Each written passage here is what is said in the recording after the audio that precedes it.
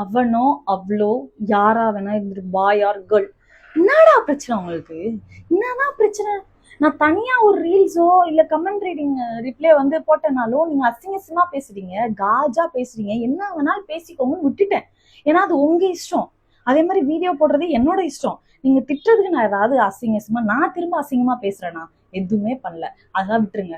நான் ஒரே ஒரு கொலாபரேஷன் டென்டல் ஹாஸ்பிட்டலோட கொலாபரேஷன் பண்ணியிருக்கேன் ரீல்ஸ்.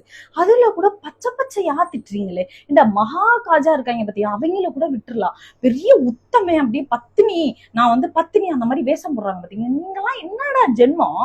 அப்புறம் எதுக்கடா இந்த மாதிரி உள்ள வீடியோவை ஃபர்ஸ்ட் பாக்குறீங்க? என்னோட வீடியோ எதுக்கடா பாக்குறீங்க? என் வீடியோ எதுக்கடா உங்களுக்கு சஜஷன்ல வருது? இந்த மாதிரி ரீல்ஸா பாக்குறதால தானே உனக்கு சஜஷன் வருது. நீ ரொம்ப உத்தம பத்தினியா அப்படி இருந்தனா வேற மாதிரி ரீல்ஸ் பார்க்க வேண்டியதானே. சாமி போட்டோ சாமி படமா இப்படியே பார்க்க வேண்டியதானே. என்ன பிரச்சனை? அடுத்தவங்களுக்கு திட்டலாம் உனக்கு வந்து தூக்கமே வராதா? அப்படி தூக்கு வரலன்னா தூக்கு போட்டு சாப்பிடு. ஏன் திட்டிட்டு இருக்க? ஃபர்ஸ்ட் உன் லைஃப்ல உள்ள குறைய பாரு, உனக்கு நடக்கிற தப்ப பாரு, நீ என்ன பண்ணணும், அடுத்து என்ன பண்ணா நீ வந்து வேற லெவல் போவா, அப்படி அதை யோசி. அடுத்தவங்க என்ன பண்ணா உனக்கு என்ன? அவனை திட்ட போறதுனால உனக்கு சோறு வருதா? இல்ல அவனை திருத்த போய் நீ என்ன திருத்துனால நான் உனக்கு சோறு போட போறேன்னா, இல்ல நான் உனக்கு குழம்பு ஊத்த போறேன்னா? எதுவுமே கிடையாது. Waste of time.